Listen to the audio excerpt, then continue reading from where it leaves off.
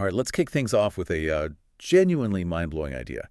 What if you could get just 1% better every single day? Hmm. In a year, that seemingly tiny improvement actually makes you nearly 37 times better. It's staggering when you put it like that. Exactly. Yeah. And that incredible transformative principle is the heartbeat of James Clear's phenomenon, Atomic Habits. A book that really has taken off. It really has. So today we're taking a deep dive into this work, giving you a shortcut, really, to truly understand its power.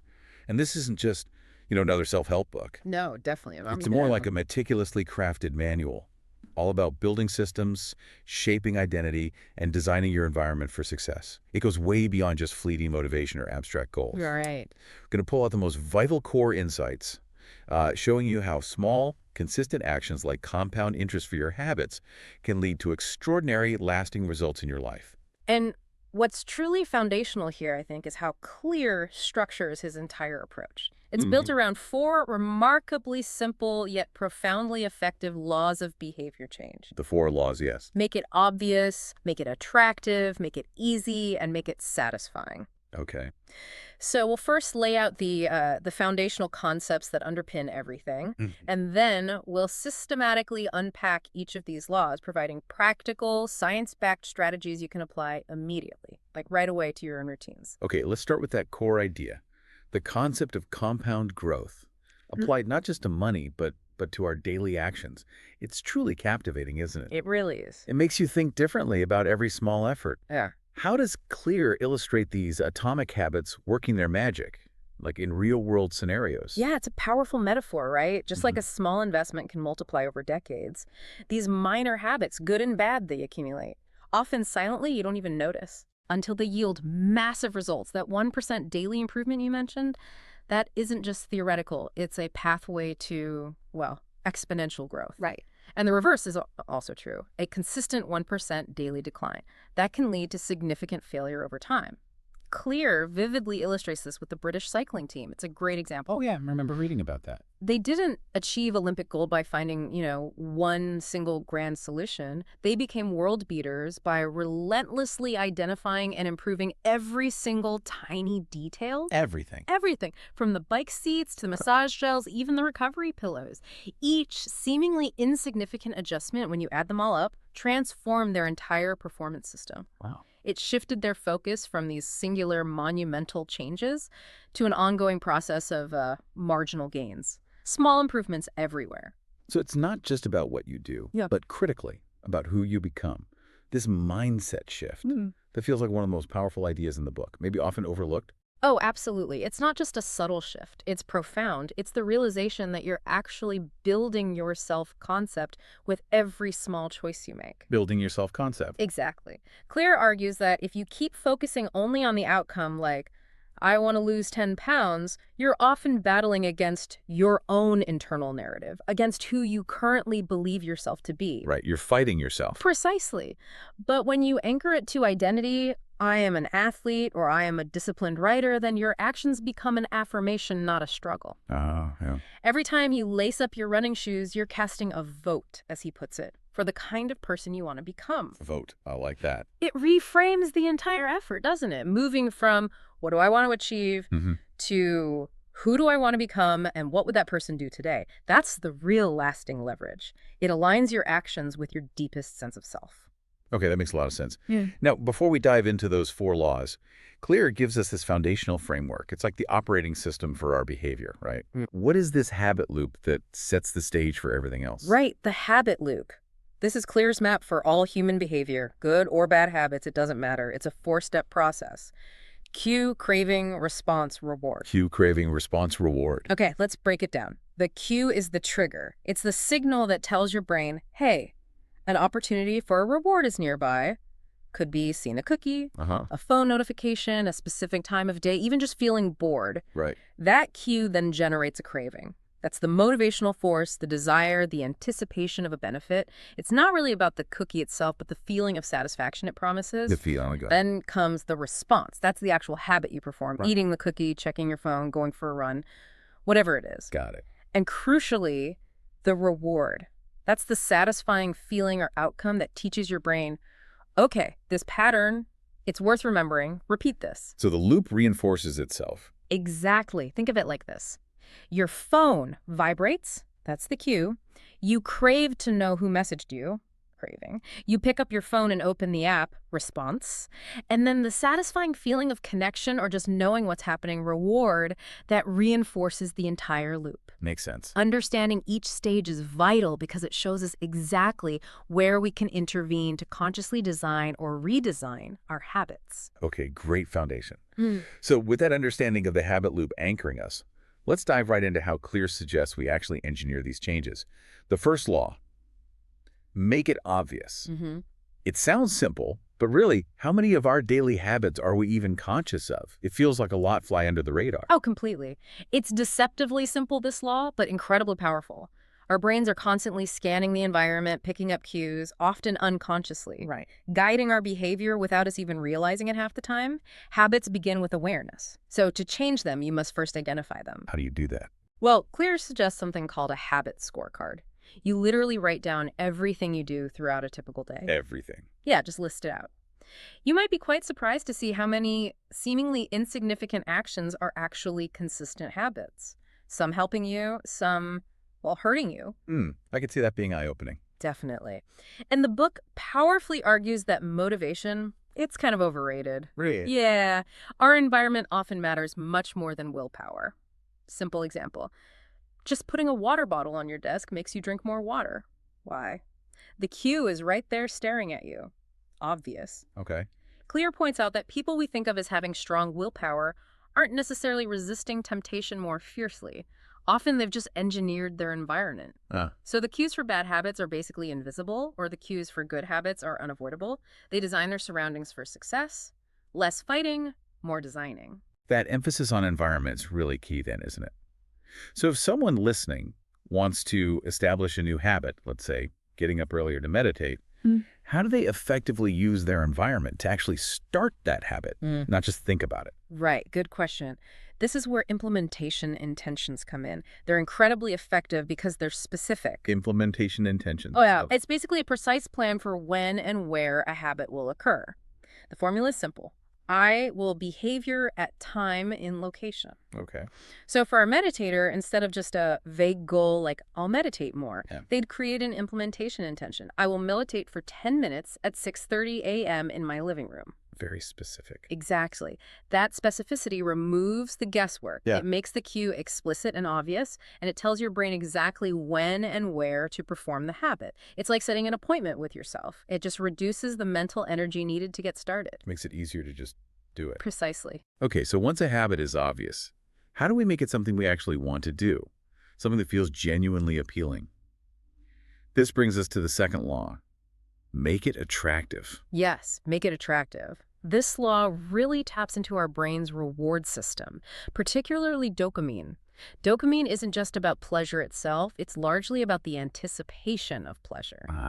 The anticipation. Right, and one of Clear's most popular strategies here is temptation bundling. It's quite clever. Temptation bundling. Yeah. How does that work? You pair an action you want to do with an action you need to do. Okay. For example, you only allow yourself to watch your favorite Netflix show, that's the want, while you're exercising on the treadmill, that's the need. I see. So the fun thing pulls you through the hard thing. Exactly. Suddenly, exercise becomes the gateway to something enjoyable, making it much more attractive. Yeah. What's also fascinating here is the role of social influence. How so?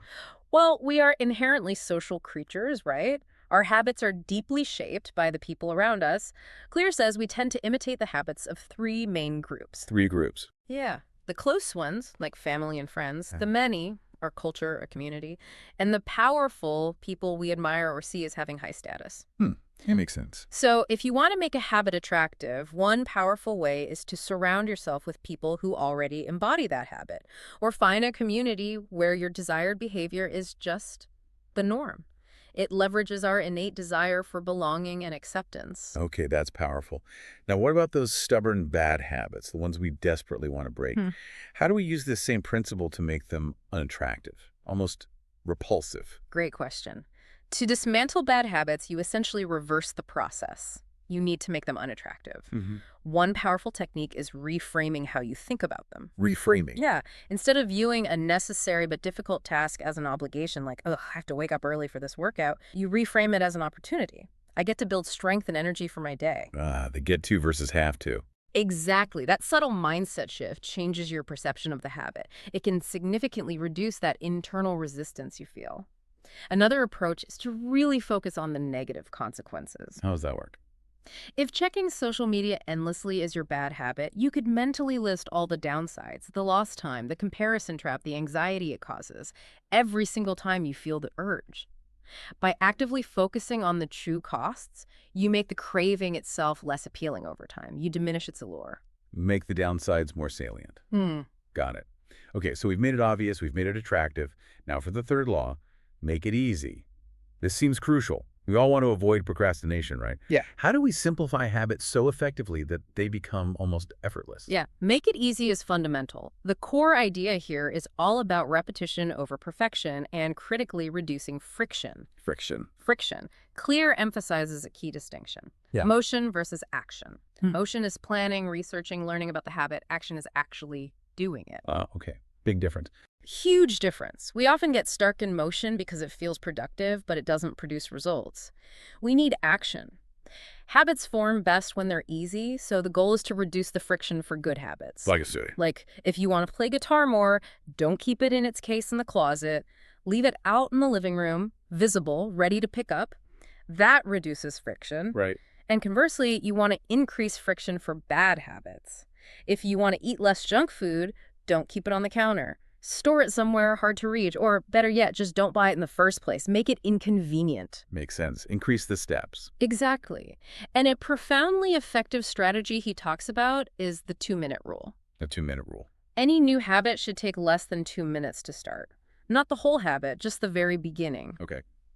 Give me an example. If you want to build a habit of reading before bed, the goal isn't read for 30 minutes. The goal is open the book to the first page. That takes less than 2 minutes.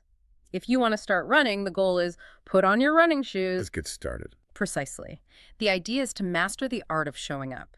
Once those first 2 minutes are done, momentum often carries you forward naturally. It makes the rest of the task feel much less daunting. It's all about getting over that initial activation energy. I like that. It lowers the bar significantly. It really does. So how do we push this make it easy idea even further? How can we design our world, our environment, to make good habits practically inevitable and bad ones almost impossible? Right. This leads us nicely into commitment devices. These are brilliant because they essentially pit your future self against your current, possibly less disciplined self. Okay, tell me more. It's about making a choice in the present when you're feeling rational and motivated that locks in your behavior for the future, when your willpower might waver. Locking in future behavior. Exactly. Deleting social media apps from your phone during exam week is a classic example. You make it impossible, or at least very difficult, to slip up when you're stressed. Okay. Any other examples? Sure. Setting up an automatic transfer to your savings account the day you get paid. That makes saving automatic before you even have a chance to spend the money. Or pre-packing your gym bag the night before and putting it by the door. The choice to go is basically made for you when you wake up groggy. Right. You remove the decision point. Precisely. These are practical strategies for entirely eliminating bad options or making positive choices almost automatic, simply by making the alternatives too difficult or unavailable. You're designing your future actions. That's clever. Really proactive. It is. It acknowledges that willpower is finite. Okay, finally, we arrive at the fourth law. Make it satisfying. This feels absolutely crucial because, let's face it, if a habit isn't rewarding somehow, we're probably not going to stick with it long term. Oh, absolutely. This might be the most important rule for sticking with a habit. Clear calls it the cardinal rule of behavior change. What is immediately rewarded gets repeated. What is immediately punished gets avoided. Immediately rewarded. Yes, immediately. Our brains are fundamentally wired for immediate gratification. The problem with many good habits, like exercise or saving money, is that the reward is delayed. Right. You don't see the benefit right away. Exactly, and that makes them hard to sustain. So the trick is to inject some form of immediate satisfaction into those behaviors that have delayed returns. How do you do that? One effective way is using habit trackers. Simply crossing off days on a calendar when you complete your habit, like meditating or going to the gym, creates a visual chain. The don't break the chain idea. Precisely. Yeah. That visual progress itself becomes an immediate, satisfying reward. It's a small win each day that reinforces the behavior. Another method is implementing small, immediate, non-counterproductive rewards. Like what? Maybe after you finish your daily writing goal, you allow yourself 15 minutes of guilt-free reading of a favorite novel, something small, enjoyable, and linked directly to completing the habit. Okay. And for the really tough habits, social pressure and accountability can multiply success dramatically. How does that provide satisfaction? Well, committing to a friend, joining a group working on the same habit, or even hiring a coach provides external reinforcement. Knowing someone else is watching or expecting you to follow through adds a layer of immediate satisfaction when you do it, or a mild negative consequence, like letting someone down. If you don't, it ensures you stay on track. Right. That external validation or pressure can be very motivating. Very much so. Okay, so once you've effectively integrated these 4 laws into your life, making habits obvious, attractive, easy, and satisfying, Clear will also offer some advanced tactics, right? To really optimize and maintain progress. He does, yeah. These are sort of next-level strategies. First, he suggests that while your genes might set certain boundaries or predispositions, it's your habits that determine how far you actually go within those boundaries. So, play to your strengths. Essentially, yes. An advanced tactic is to choose habits that align with your natural strengths and personality. Don't try to force yourself into a habit that goes completely against your grain just because someone else is doing it. Find what works for you. Good point. What else? Secondly, he introduces the Goldilocks rule. This is a brilliant concept for sustaining motivation long-term. Goldilocks rule. Right. Like the porridge. Exactly. Not too hot, not too cold. He points out that humans experience peak motivation when working on tasks that are right on the edge of their current abilities. Not too easy, because then we get bored and disengage. Right. And not too hard, because then we feel overwhelmed, defeated, and give up. The sweet spot is that just right challenge, where progress is visible, the effort feels meaningful, and you get that satisfying sense of pushing your boundaries without breaking. Keep it challenging, but manageably so. Precisely. Think of a tennis player. They improve fastest by playing against someone who is just slightly better than them, not a total beginner or Roger Federer. That constant, moderate challenge keeps us engaged, in the flow, and fuels long-term growth. Okay, that makes sense. And the last advanced tactic. And finally, kind of surprisingly, there's a potential downside to creating really good habits. A downside? Yeah. They can become so automatic, so ingrained, that we become complacent. We stop actively thinking about how to improve them. We go on autopilot. Ah, okay. Stagnation. Exactly. The solution, Clear says, is regular reflection and review. Periodically taking stock of your habits, maybe doing an annual habit audit, to ensure you're still on the right track, still improving, and making conscious choices rather than just running scripts. It keeps you sharp. Continuous improvement, even for the habits themselves. So, pulling this all together, what does this all mean for you, the listener? This deep dive has really shown us that Atomic Habits isn't about those temporary bursts of motivation or just chasing fleeting goals. It's truly about designing a lifestyle, an identity, where good habits can actually thrive and bad habits eventually, well, wither away. Absolutely. If we connect this to the bigger picture, Atomic Habits really stands out. I'd give it a 55, honestly. Its power lies in being incredibly actionable, thoroughly science-backed, genuinely easy to follow, and just universally applicable. It doesn't matter if you're a student, a professional, an athlete, or just someone seeking consistent self-improvement.